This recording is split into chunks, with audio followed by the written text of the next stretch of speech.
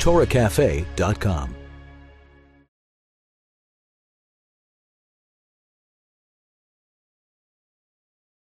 So we're going to be talking about corporate kosher. What I want to talk to you about are some of the basic issues that are dealt with when we talk about corporations producing en masse food. So when you go into the food industry and you go into a plant and you watch everything that's going on, how many of you have been to an industry plant, inside an industry plant? Okay, so most of you haven't.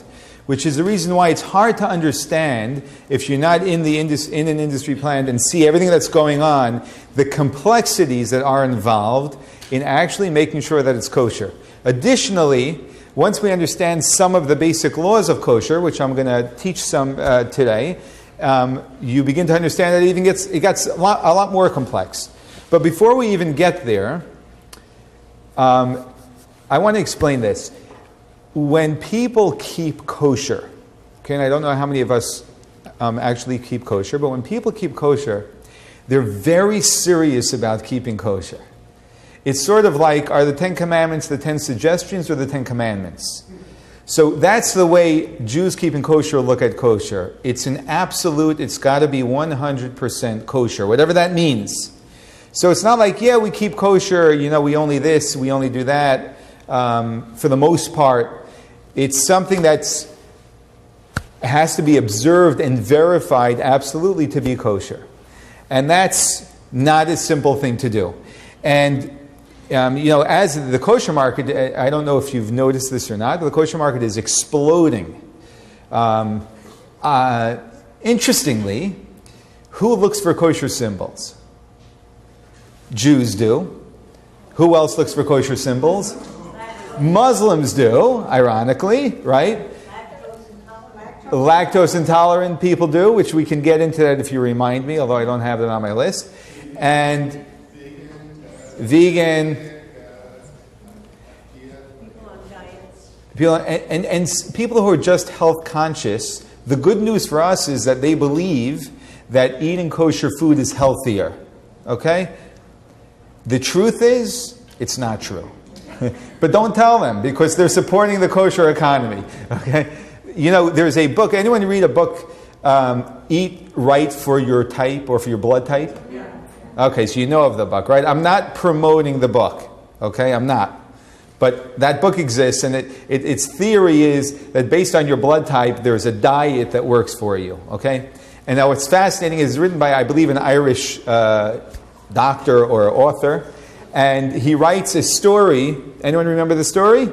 He writes a story in the introduction to his in the opening of his book, as he's laying out his principle, that he was invited to a home in Borough Park. You ever hear of Borough Park? Right? There's a planet called Brooklyn, and in Brooklyn there's a place called Borough Park, and so it's a very Hasidic neighborhood.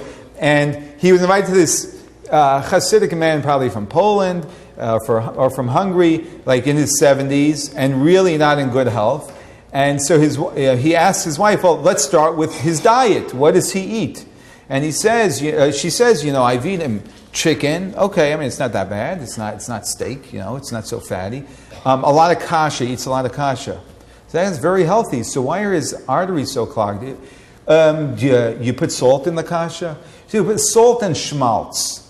What's schmaltz? Oh, schmaltz is fat, chicken fat. And that explained everything. So obviously kosher food is not necessarily healthier, but the kosher market has exploded because many people are interested in kosher. Of course, primarily we are, but there are many others tangentially who are also interested in kosher. And you may remember this, if you're a little bit older than I am, you may remember this. Anyone remember this? Okay, you don't have to be Jewish to enjoy Levi's Jewish rye. I work at Lubavitch of Bucks County, and my senior Chabad rabbi is Rabbi Yudi Shem Tov, and he started a kosher campaign in our community where we would go into the supermarket and we would go onto the shelf labels They have the shelf labels telling you the pricing and the weight per weight. And any item which was kosher, we would put a green sticker on it, and it said kosher on it. And this way, it was a Kosher Awareness project. And this way, people that would come shopping, hey, if you can get the kosher ketchup instead of the non-kosher ketchup, why not get the kosher one, right? So that's what we did. And so he was once, some of the in some of the products, like if you go down the cereal aisle, most cereals are kosher. Just happens to be that way. So, boom, boom, boom, boom, you just knock down the stickers.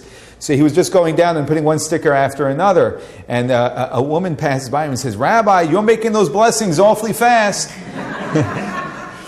Because, of course, there's that other misconception that what makes things kosher is blessings. Nothing to do with blessings. What determines what is kosher is a technical job.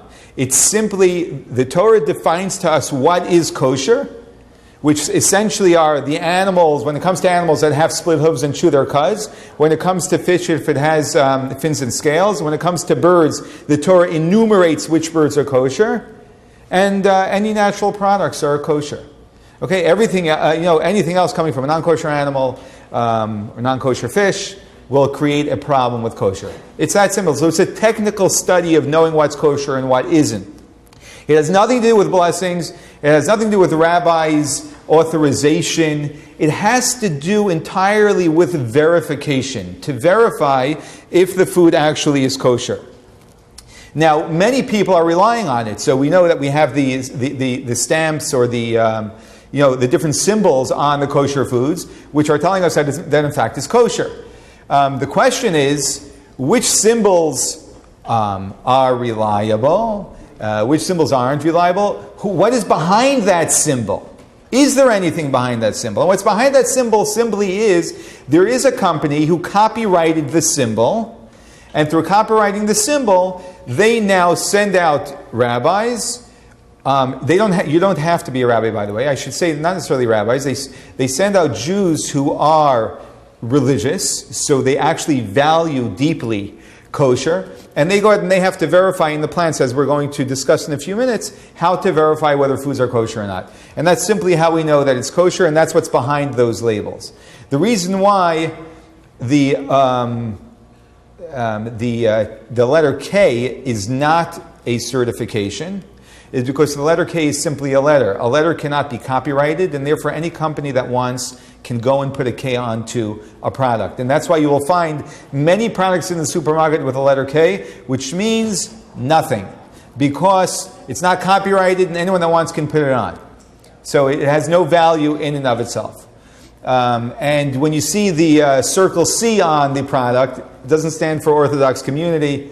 It's a business element.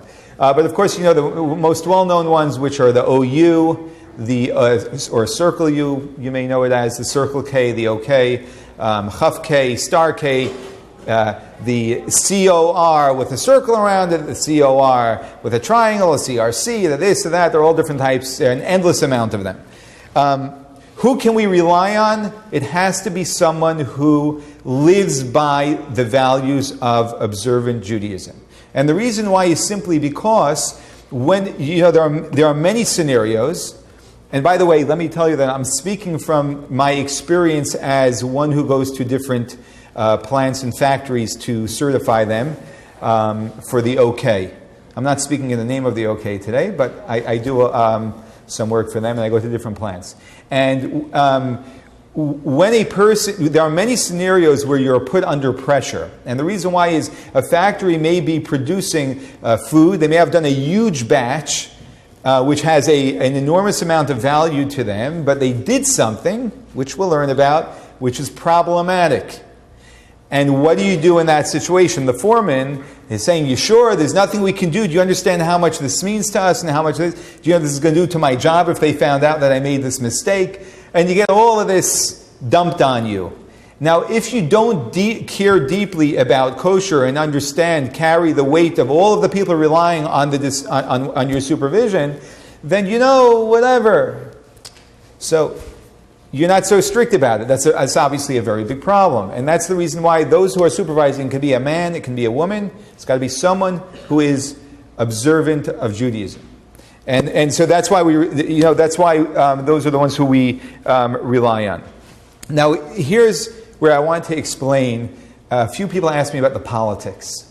There are literally, without exaggeration, hundreds of symbols that are used to verify that food is kosher. On my way here, someone texted me from Philadelphia whether a certain certification is good or not, which I was unfamiliar with. And thank God for Google and iPhones, I was able to figure that out while I was en route, and it was actually fine. Wednesday, my son, my 13-year-old son who's in camp, called me up. He has an education because he's got to live with a father that does this. And so he called me up and told me that they went to the ShopRite and they bought seltzer. And the seltzer is a flavored seltzer. I happen to go to a flavor plant, so he knows all about this. And I supervise a flavor plant. And it had a certification, which is a problematic certification. Here's the politics. So he wanted to know if they can drink it, if they can. Is that a problem? Is it not a problem? It actually is a problem. And so I told him that he should bring it back to ShopRite and exchange it for a proper bottle of seltzer. But he's actually trained. I was proud of him because he's actually trained to understand that you need to ask when you have these situations. I want to explain this. And where there are standard industries amongst the different certifying kashrus agencies that are accepted principles that they follow in halacha, in Jewish law. And when you have agencies which use a far more lenient stance, they are not accepted by the major agencies. Okay, now, what's that? Even though they're not accepted by the majors, are they still considered? That's a very good question. And it goes into a very gray area. So let me explain it to you, okay? And then we'll come back to your question, okay? So I'm going to use an example. You see, there are different standards in kashrus. Like you may be familiar with, how many of you are familiar with Chalav Yisrael? You ever hear of that concept? Okay. Have you heard of the concept of Pas Yisrael? Okay. So there are some people who will only drink milk which is supervised by a Jew. The milking is supervised by a Jew, so we know it's absolutely milk from a cow. There are some people who will only eat bread or cookies or cake which are baked by a Jewish baker or had the participation of a Jew in the baking process, that the Jew turned on the oven or whatever it is. Okay? Some of these stringencies, or they may be standards, not even stringencies, carry more weight than others, and we have to go to the Code of Jewish Law to see which ones are of more value than others. And that is all in evaluation. Now, when you're working industry-wide, you need to come up with standards. You just need to have standards because you can't just let everyone just swing whenever they want based on the pressures that they have. And that's what the major kosher agencies have established. They have disagreements themselves, but there's overall agreement. But I want to give you an example of this.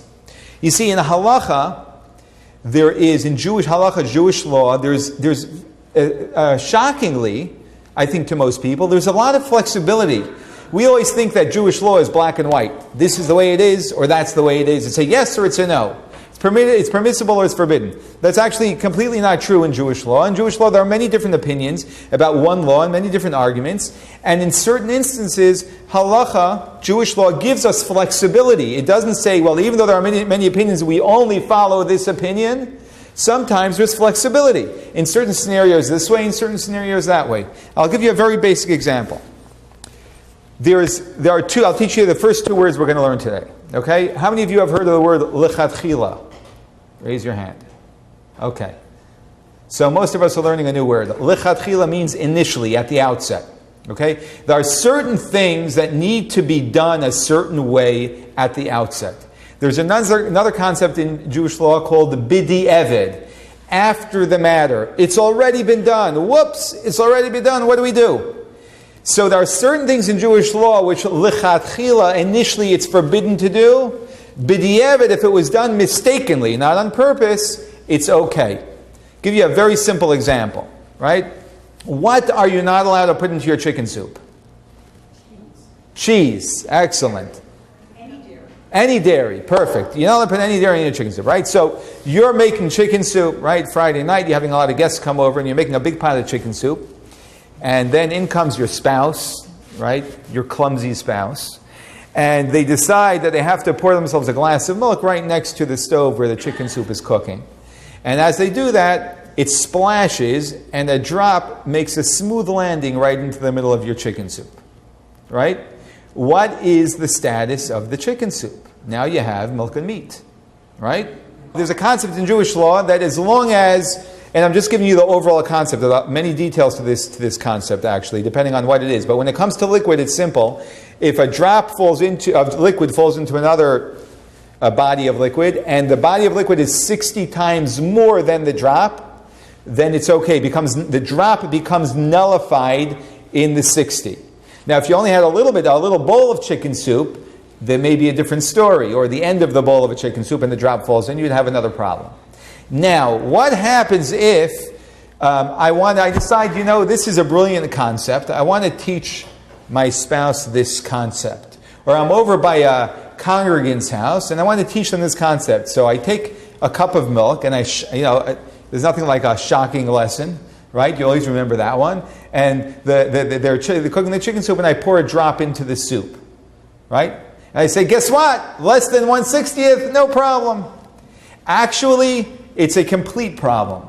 Because even though 1/60th becomes nullified, it only becomes nullified if it was done inadvertently. If it was done deliberately, it is not kosher. Now you may say, well, what's the difference?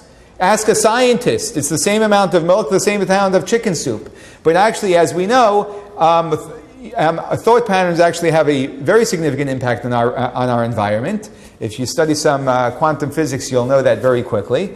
And therefore, which Judaism, of course, taught us much before quantum physics ever began, and therefore it actually depends on what was going on. Was it done lichatchila initially, which is problematic, that I purposely poured it in, or b'diavad after the fact? If it's done after the fact, it's fine. Predicated by intent creates a problem. Point being, when you're going into industry-wide production, and they're doing things, and a kashrus agency establishes a pattern of production which is relying on a b'diavad, on this type of scenario, but telling them you can go and do it, that creates a problem in halacha, even though they may have some sort of weak defense to it. Okay? Now, in this case, they don't really have much of a defense. But in other instances where their gray area is even wider, there will be more of a defense to it, but it's still very problematic. Because they're going on the fringes of what is permissible, which is where you end up in the prohibited, and therefore kashrus agency set and established a standard. And someone who wants to go outside of those, standards, I guess the repercussions are that you have less clientele that are going to rely on your project. So to answer your question, technically sometimes those products may be kosher, but if we're going to rely on integrity, we can't really trust what this agency, being that they rely on such heavy leniencies, we never know where they're standing with a certain product. Because the only people that know what's going on in the company are the individuals who are supervising. In my company, not my company, wish it was my company, but in the companies that I supervise, right, when I go in there, the bottom line is the OK is putting their stamp behind my work. They don't have a camera on my shoulder to see to see what I see. So they have to rely completely on me. So number one, I have to be trustworthy, but they also have to know that I'm not taking authority to rely on the positions which are very questionable.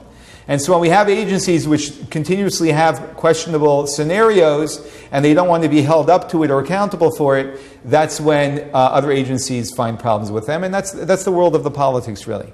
So another question that someone asked me was, well, so how do you know which symbols you can rely on?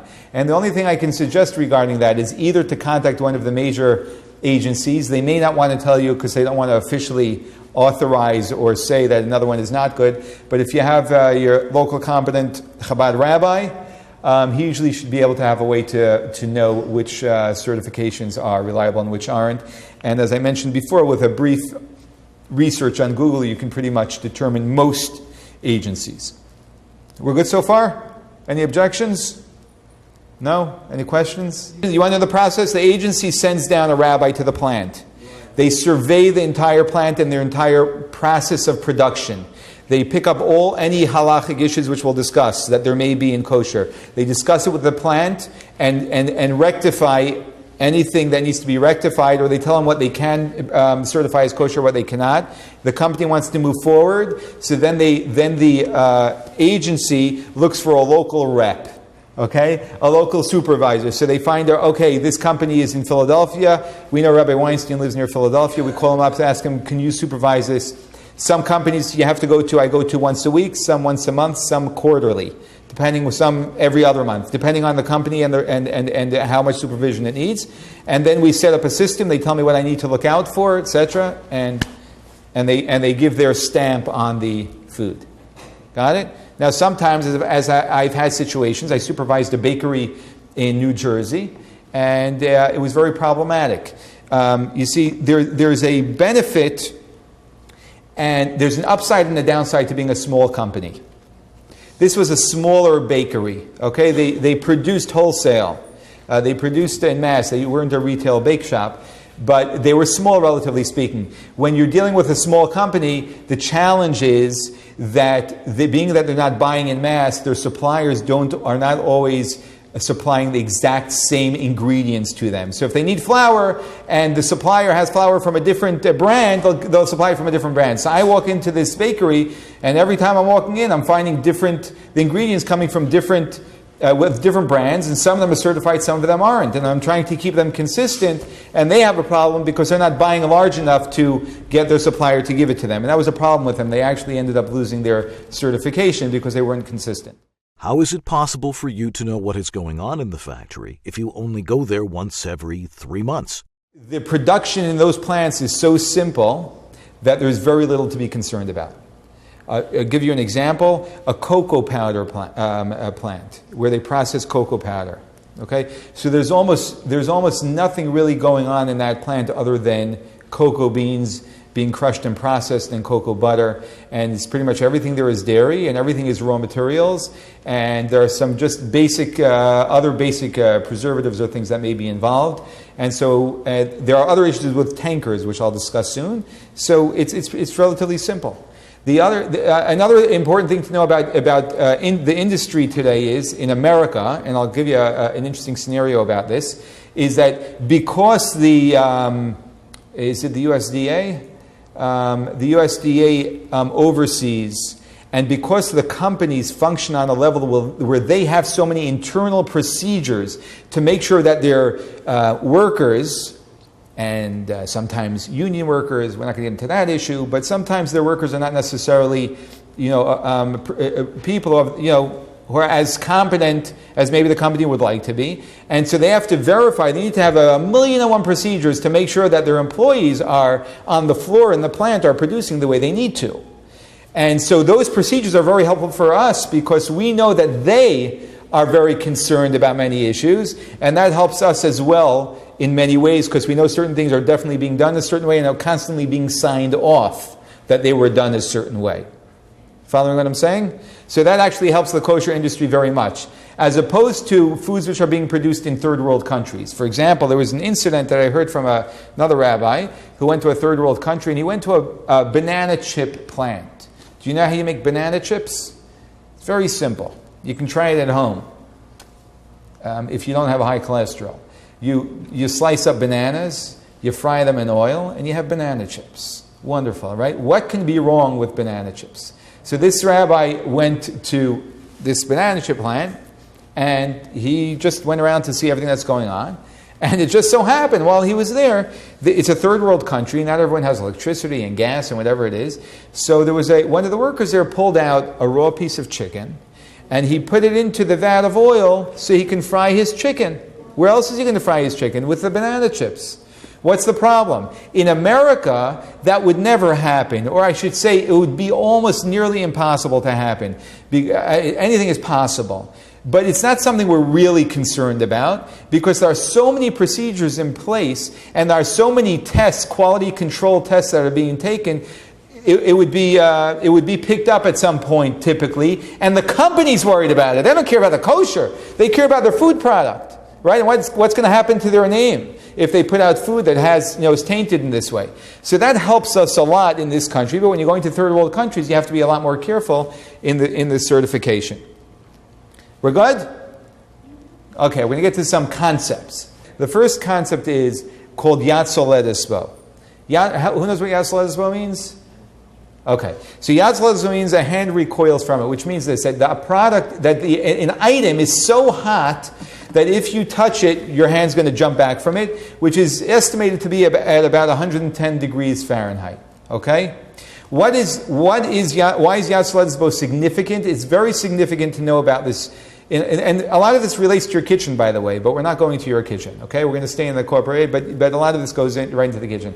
That is, in Jewish law, halacha defines that a utensil does not absorb a product in its walls unless there is heat involved, because we know that heat expands, and therefore the utensil will absorb. It needs to be at least 110 degrees Fahrenheit for it to absorb. What does this mean? This means this. Here's the good news. Okay, the good news is, if your clumsy spouse takes a bottle of milk to make waffles and takes it out of the refrigerator and pours it into your dairy pot, where he's going to make the mixture or something, and doesn't go any further before you catch him, thank God. So you don't really have a problem, because the pot is not absorbing the milk because it's cold. Pour out the milk, rinse out the pot with cold water, not with hot water, because if you're using a hot water, which is more than 110 degrees, then the milk that's in there starts to absorb, and you have no problem. Once you reach over 110 degrees, that's when there's absorption in the utensil, and that's when in the factory you start having issues. Okay, not everything is cold. We'll discuss this. We're going to get to scenarios. Okay, next principle: kavush kimavushal. There is another way for a utensil to absorb, and that is soaking is the equivalent of boiling. We would call that maybe pickling. If you keep the cold milk, if your husband or a spouse pour the cold milk into the utensil, and they said, you know what? I'll make it tomorrow morning, and puts the pot in the refrigerator with the milk in it, and it sits there for at least 24 hours, then that is considered to be soaked, and when it's soaked for 24 hours, it begins to absorb. Okay? I'm going to give you scenarios on all these situations in the plant. You have another concept. We're good so far? So we have two ways that a utensil is going to absorb, either through heat of 120 degrees or more, or through sitting the ingredients sitting in the utensil for at least 24 hours. Third is ben yomo, of the day. Okay, this is that now we're talking about what the pot absorbed. When the pot or the utensil absorbs, that what it absorbed remains alive, if you will, or potent for 24 hours. The day. Once 24 hours are gone, it actually it starts to become what would the right term be? What's that? Not null, but the taste becomes a negative taste. No more is it a productive taste. Okay. It becomes an unpleasant taste. Actually, we have another scenario called no same tam lefgam, when the taste that's coming into a utensil is actually a negative taste. It's not a positive taste. Not only does it not benefit any food that may be mixed in that pot later on, but it actually is destructive too. It's a negative taste, which we'll discuss in a few minutes. So what we have now is, let me just go back for a second. If after 24 hours, whatever it absorbed gets extracted. Whatever is absorbed becomes an unpleasant taste, and therefore is not as much of a concern regarding kosher. And then you have nosin tam lefgam if you have like a negative taste, like you have something which is of a horrible taste that goes into the pot, so that is not considered to be an edible item, and it doesn't necessarily affect the food, which we'll discuss. And here we have extracting that which a pot absorbs. Okay, here's a general rule on how you kosherize that which is not kosher. What happens if your pot, which absorbed the milk for 24 hours, or you cooked milk in a meat pot, what do you do now? So The general rule is, in the manner that it absorbs, it is purged. Which means there are basically two ways that utensils absorb things. One is through a process of boiling, which is purging with boiling water. Another is through fire, like when you roast something or barbecue something, you're using fire. So the exact same way it absorbs is the way you extract. I'll give you a simple example which we'll use in the kitchen, which applies to a manufacturing plant as well. If your pot becomes non-kosher because it was a meat pot and you boil milk in it, it's a non-kosher. What do? You wait 24 hours so that the taste in it is no longer a live taste. If it's still a live taste, what happens if you're going to boil water? You're just going to bring that taste alive again. So you have to wait 24 hours till that taste is not a potent taste. And then you boil that pot with water. Why? How did this pot absorb the milk? Through a boiling process. How is it extracted? Through a boiling process. If you have the grates of your barbecue, which you use for steak, and now someone put some buttered something corn on it, and now the grates absorbed the butter, the grates are not kosher. How does it typically absorb heat? Through being brought to a very high heat through direct fire. How do you extract what it absorbed? You wait 24 hours, and then you have to make it red hot from a direct fire to extract it. Example, a big issue that we used to have, if you went back 30 years maybe, some people still have these ovens, is if you have an oven at home which is not a self-cleaning oven, ovens reach a very high heat, but they don't reach as high heat as self-cleaning does, but it absorbs, an oven absorbs through direct heat. Today, with self-cleaning ovens reaching 900 degrees, it brings the oven to a high enough temperature to actually perform what we call here libun, which is bring the oven to a high enough heat so that it can extract whatever it absorbs. Another few concepts that we just did. We're doing one more concept. Okay, and the last concept is bittul, which we learned right in the beginning. Nullify. That sometimes things, if an item is less than 60 times, or there may be other scenarios where an item will become nullified in the larger picture. Okay, I'll run right into some scenarios here. Okay, I go to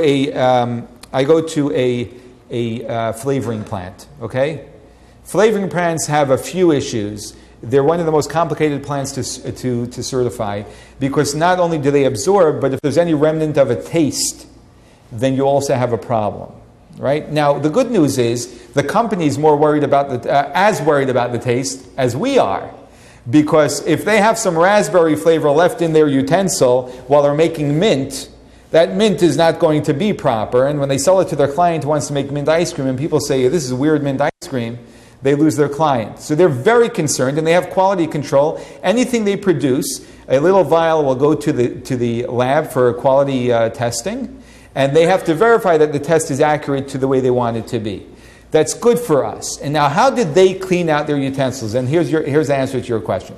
How do they clean out the utensils? They use different forms of, not quite bleach, but other chemicals which really destroy whatever's on the surface of the utensil. And they have testings, and the worker has to sign off that they did it. They're very concerned. They wash it off. They wash out the utensils after they make the product, and then they wash it again before they make the new product. That's how paranoid they are about having any leftovers. It'll be a huge loss of money for them if they make a flavor which has great value flavoring, and then they find out in quality control that they can't ship it out. Okay? Now, why doesn't that work for kosher? The reason why that doesn't work for kosher is because, as we know, if they had a utensil, okay, we're going to talk about scenario number one is a cold blend mixing tank, which is what you see right up here. This is a tank where they just put in ingredients, and they have a mixing blade that mixes it all together. It sits there for a few hours and mixes. Once they feel that it's all mixed together, they pump it right out from the bottom. There's a valve, which is hard to see in the picture here, and they pump it out, and it goes in through a line to a bottling line, and it just drops into all these different bottles, and they ship it off. Okay? Now, if all of the ingredients going into the product are kosher, right, is the flavor kosher? What's the answer? I don't know, actually. I don't know. Why don't I know? What questions do I need to ask? You're the rabbi, you're coming in. Or you're the certifier, because you don't need to be a rabbi to certify. You're coming in. What do you want to know about this scenario? What was in there before? Excellent. What was in there before? Oh, what? How did you clean it afterwards? Excellent. So they'd say, oh, we had some pork flavoring in there before. Right? Oh, you had pork flavoring in there before. Interesting. What goes into, you know what's fascinating? The pork flavoring that they make at this factory that I go to is kosher dairy. It's kosher because it's a bunch of chemicals. You have no idea what goes into your flavored foods, but you don't want to know. You won't be eating. But so let's say they say it's not kosher, right? Pork flavoring which isn't kosher. Okay, all right, fine. Was it a cold blend? Was it a hot blend? How did you make it? Was it cold or was it hot? Well, they say it was. We'll keep the scenario simple. They say it was hot. Now what do we know? This utensil is not kosher. So we say, 1 second, before you want to make this new kosher product, what do we need to do?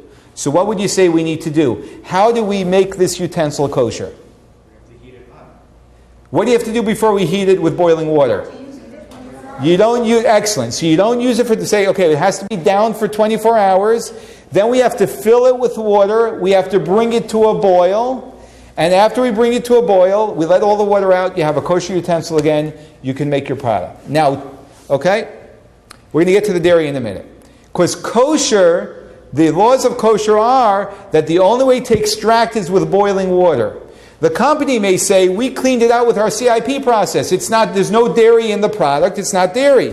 Kosher is going to say, they produce dairy in that utensil last. And so the walls have absorbed dairy. And therefore, being that they no longer use the dairy equipment labeling, which is, in my opinion, a wise choice, because that's very confusing. So they have to label it dairy. Okay? The difference, though, is, I should say, I'm not being accurate here, if the new blend that they're mixing is a hot blend, then it will extract from the utensil. If it's a cold blend in the dairy, then that may not be a problem. It can still be possibly. But in kosher standards, they won't permit that, typically. Even though it's cold, they want to see parv, dairy, kosherization, parv again. Before you get from dairy to parv, even if it's a cold blend, they will want a kosherization. And again, that's for precaution in industry standards of kashrus. Okay, so let me go to some more of these scenarios in different manufacturing plants. If you go to a plant where it's all kosher, for an example, I now go to a chocolate plant, which is chocolate dairy. Everything that they make there is dairy, right? When I go in there, I have a relatively simple job. I need to check all of the ingredients in the plant to make sure that they're on our list and they're certified kosher. Anything that's parv in the plant, fantastic, right? Because parv works with dairy, right? Their end product is always marked dairy, okay? Anything dairy in the plant but kosher, fantastic, right? Their processing system, I'm not very concerned about. I have to know how it works and what's going on, but I'm not very concerned about because I know simply that everything coming off of their lines are going to be dairy. This plant, a few years back, used to have a dairy line and a parv line. Now, in chocolate manufacturing, they use machines which are called conches, which are basically huge vats where they mix, okay? And so they used to have two lines, line 1 and line 2. Line 1 was dairy, line 2 was parv, right? How do I know? I go there once a month. How do I know that what's going into line 2 is only parv and not dairy, right? Unless I stand there every day. Now, certain factories require a full-time ongoing mashkiach, a full-time supervisor. But we try and find solutions for the companies to make it as easy as possible for them. So what we've discovered, and this is part of the process, is we've discovered that they themselves keep a log of every single ingredient which is dumped, as they call it, into a dumper or right into the conch that is going to make the blend. And every single ingredient is handwritten in a log. The reason why is they want to make sure that their workers are doing what they're supposed to and there are no glitches. So every time when they were dairy and pariv, I had to make sure that there was no mixing between the two. And one of the things I always did was I had to go through their logs of the past month in the pariv line. The dairy line I'm not concerned about because I know all the ingredients are kosher in the plant, whether it's dairy or pariv. The pariv line I'm concerned about because there may be dairy in the pariv that go into the pariv line. And then I have to see if was there any dairy put into the pariv line. Any dairy put into the pariv line, we have a problem. Not only do we have a problem, we have a huge problem. And let me tell you why it's a huge problem. The reason why it's a huge problem is because we never had the problem, thank God. But we had the problem for another reason. They decided that they want to create a third line, which was recently. No, actually, it was a while ago. They wanted to create a third line, so they got new conches. Where are you getting the conches from? Important question, right? Where were they used? They need to be kosherized. These conches hold, I don't know how many gallons of water. Just to fill the thing up takes forever. I spent an entire day at this plant when I wasn't expecting to. So it was no picnic. And what they did is they created a system to get, these conches are not don't have their own heating system. So they're not equipped to actually bring water to a boiling level, 212 degrees. Which is what you need to do in order to kosherize it, right? So they came up with a whole system where they created these pipes as some system, that they made, that their engineers made in order to bring the water to a boil. But guess what? They couldn't get it to a boil. 170 degrees, 180 degrees, it dropped again, up again. It was crazy, which was a very big problem as to how we're going to kosherize the conch. What I'm saying is, had they ever made a mistake on the pariv line and put dairy in, we would have had a huge problem. And it would be a huge loss for the company. Many of these companies are functioning 24 hours a day. They never stop. Even to turn off their machines is a huge financial loss for them. So it potentially can be a great problem. In other instances, and I'm showing you some scenarios from the flavoring plant, they're easier to kosherize. But here's what I wanted to tell you about this. Here you see this cold blend tank where they mix things cold, right? I was just in there a couple of weeks ago. They were making a vanilla, and it was cold, and they mixed it all together and everything. And I put my hand on the outside of the. You have to be very astute when you're working in these plants. You have to keep your eyes and ears open all the time. So I put my hand against the utensil to just feel it. It was pretty hot. It wasn't 110 degrees though, but it was pretty hot. So I asked the guy, "Why is this so hot?" Well, it was because they were using ingredients that were sitting in their warehouse, which it was in the hot summer, no air conditioning, and therefore it started off very hot. And then when you mix it, that creates more heat, but not enough heat to create a problem. It wasn't near 110 degrees. I was able to hold my hands on it. It was no big issue. But these are things that you have to be aware of. What happens if this was a tank that they used for non-kosher, and now they want to make it kosher? And this is a scenario I have quite often. They have cold blend tanks where they mix kosher, pariv, they mix sometimes dairy, and sometimes they mix non-kosher. Here's the issue. Sometimes their bottling line is busy, and they cannot take out the ingredient for 24 hours. So now we have a cold blend tank which held non-kosher product and absorbed it because it was more than 24 hours. And now they emptied it out. We need to kosherize it. Well, how do you kosherize this? What do? You pour it in hot water, and then what do you do? So you pour it in hot water that's 180 degrees or so. Now, how do you get it to be hot? So it's complicated. One of the ways that we kosherize this is by using steam. They have machines that will shoot steam into it and fill it up to the point that the walls actually get steam is hotter than 212 degrees. It reaches the point where it actually gets hot enough for it to be kosherized. But you always have to think of creative ways in order to make things kosher. Here's another very interesting scenario I want to share with you. There's something called, this is called a steam jacket tank. Stainless steel steam jacket tank. What is a steam jacket tank? It is that along the walls, there is an outer layer and an inner layer. And in between those two layers, there's a space where you can shoot steam in. And that steam then is the process by which they heat up whatever is in that tank. Following? So what they do is they have a huge steam system in the factory, which they have in this flavoring plant, where they shoot from their boiler steam through pipes. It comes into all of these steam jacketed tanks, heats them up. You open the valve whenever you want to heat it up. It heats up whatever's inside, and you're fine. Okay? It sound like any problem to anyone? The issue is they're shooting steam from their boiler through their steaming line, and it's going to numerous tanks and steaming up all these different tanks. And guess what? Hopefully you learned this in business, if you're in business, that it's the small places where you start losing all of your money. They preserve everything they can reuse. They reuse, so they're not throwing out the steam. It's recycling, right? Why waste water? They have enough of a water bill, right? So it's recycling back all the way around. So you have the same steam coming in touch with a tank that has dairy, coming in touch with a tank that has non-kosher, coming in touch with a tank that has parv.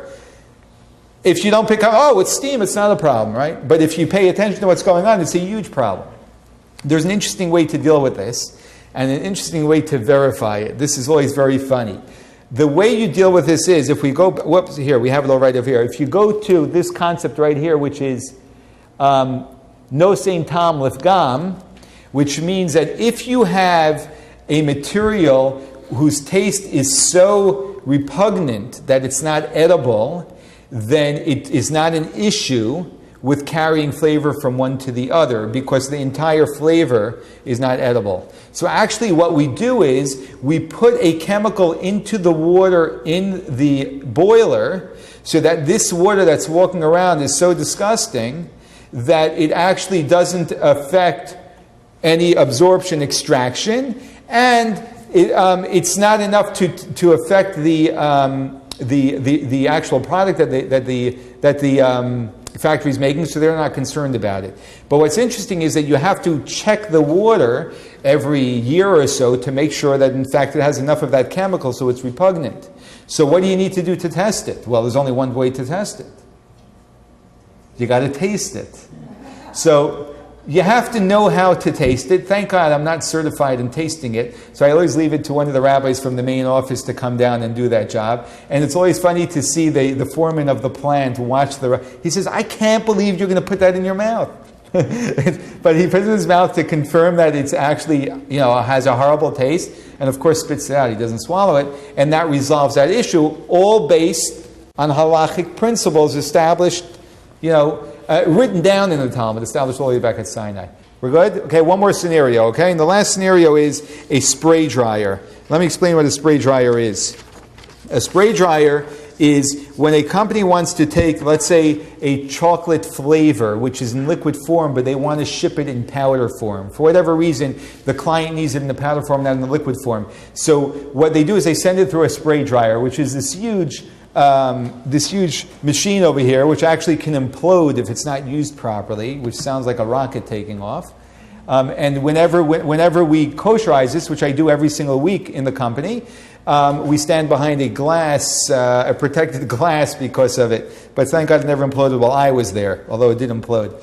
So what you do is, you have a huge tank, and you dump your liquid product flavor into the tank. It shoots through an electronic pump up to the top of the spray dryer, and it gets, right when it comes through a nozzle, it gets hit with direct fire heat of, it can be 350, 400, 450 degrees, and turns it right into a powder. Now here's the issue. The flavoring plant that I go to, they produce parv, they produce dairy, they produce non-kosher. So this is the most problematic plant you can walk into because it's flavoring and they produce everything in it. So what do we need to do in order to make sure that everything that they're making in this spray dryer is actually kosher? The first thing I need to do is I have to see the order of their production every single week. They have to produce all dairy, and only after dairy can they produce, all parv. And then they do all of their dairy products after their parv products, and all of their non-kosher after the dairy. You following that? If they do dairy first, they can no longer make parv. If they do non-kosher first, they can't make anything that's kosher. So they have to follow parv, dairy, non-kosher. I have to be able to verify that. We had a lot of complications with me verifying this for a number of years until we were able to actually nail down a process where they can verify this order to me. And so now I have it verified. That's number one. Number two is, when I'm verifying it, I've had situations where I suddenly found that they made a kosher after a non-kosher. What do? So they have to pull that product off the shelf. They have to show me that it's being dumped or disposed of, so that I know that there isn't a non-kosher product that they're selling as a kosher product. So that also has to be verified by the supervisor. Another thing I have to do every week is, when I come in, we have to kosherize this spray dryer, because the last thing they always make on it is dairy, is non-kosher. Now, some weeks they do parv, then dairy, and everything is kosher, but they ended with dairy, they want to start parv again. We have to kosherize it. Some weeks they just run parv, which is unusual, but sometimes they do that. We try and align that with the weeks I'm going to be away, like this week. And so they run all parv, and the following week they do their parv, and then dairy, and then non-kosher. It does need to be kosherized. So what's happening is, when we kosher, this is a very problematic machine to kosherize as well, because it reaches very high temperatures, and you have to kosherize it the same way it's absorbing. Essentially, without getting into all the problems of it, there's a nozzle and a ball all the way at the top of the sprayer where it sprays. 2 minutes? Okay. Where it sprays, and it shoots out the product throughout. So what they have is, they have a tank that boils water, and the water gets shot. We heat up this tank for at least a half hour at least 450 degrees. And then the second we turn off this tank, we shoot the boiling water through. So when the boiling water is coming through, it's coming through at a very high temperature, and it gets shot throughout the entire dryer, just like any of their products would. And this way we're kosherizing it the exact same way that they use it. And this way, again, it's got to be down for 24 hours before we do that. So they have to verify to me that the last production was at a certain time on Friday, or depending when I come, sometimes I go on Saturday night or on Sunday. Usually they're closed on Saturday and Sunday unless it's a busy week, where they have a lot of production, which creates a problem if they have a lot of production, because they must have 24-hour downtime.